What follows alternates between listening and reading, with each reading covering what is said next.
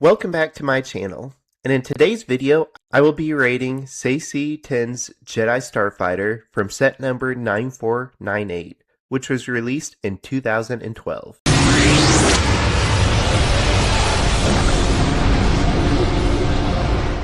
This Starfighter's faction is Jedi, its designation is Space, and it was manufactured by Kuwait Systems Engineering, the same manufacturer that built the A-Wing, V-Wing, and Firespray class patrol crafts, such as the Slave One.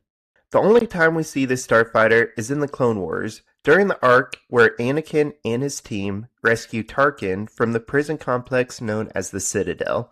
The mission takes place on Lola Saesee, a harsh, sulfurous world that experienced a catastrophic planetary event which fractured large portions of its surface and continues to destabilize the environment.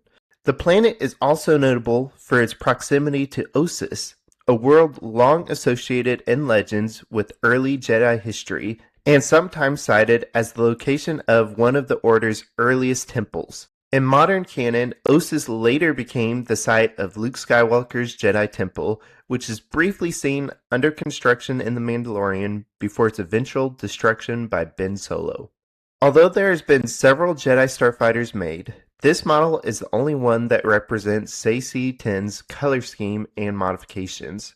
But now let's jump into the ratings, with the first being strength. This model is composed of 227 pieces, which weighed in at a total of 239 grams. This weight is enough to give it a strength rating of 24, which is the exact same rating that the previous ATST that I reviewed had. It is now tied for the 11th spot on the strength leaderboard, just 1 point ahead of the original TIE Fighter.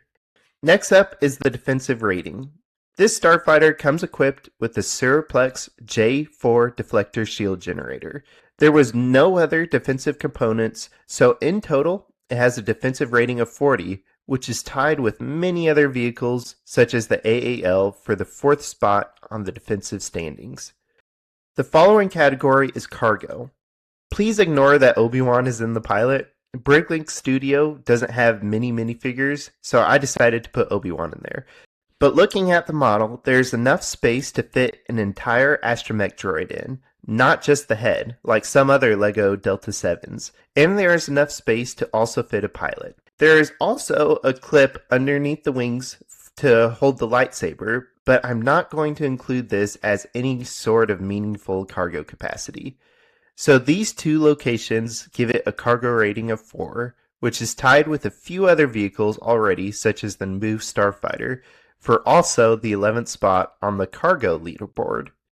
Up next is the speed category. This starfighter has two J-44 sublight engines nicknamed Jet Force that propelled it to a top speed of 110 megabytes an hour. This sublight speed is pretty quick considering there have been only 2 vehicles I've reviewed so far that are faster. The drawback to this fighter is that it didn't have a hyperdrive and needed a hyperdrive ring to jump into light speed. This means that it has a speed rating of 22, which is enough for the 7th spot in the speed standings. The final category is weaponry. The standard Delta 7 comes equipped with 2 rapid-fire laser cannons. We see Seasee Tiin make quick work of several vulture droids in this clip from the Clone Wars. This model has 2 flick-fire missiles that take the place of the laser cannons, but I'm still counting these as laser cannons and not missiles. However, underneath the wings are 2 more flick-fire missiles, and those I count as missile launchers. These 2 laser cannons and 2 missile launchers total up to give it a weapons rating of 92, which is good enough to take the 7th spot on the weapons leaderboard, being just a little bit higher than the original Naboo Starfighter. So in total, this model has 24 strength, 40 defense, 4 cargo, 22 speed, and 92 weapons for a total power of 182. This is enough to make it the 9th most powerful set I've reviewed so far. I personally own just one of this model, which added to my collection brings my total collection power up to 3,568.5. This now puts the Jedi on the pretty crowded pie chart, being represented by its bright green color. I hope you enjoyed this breakdown, and if you have any requests for a future video, just let me know in the comments. Thank you for watching, and may the Force be with you.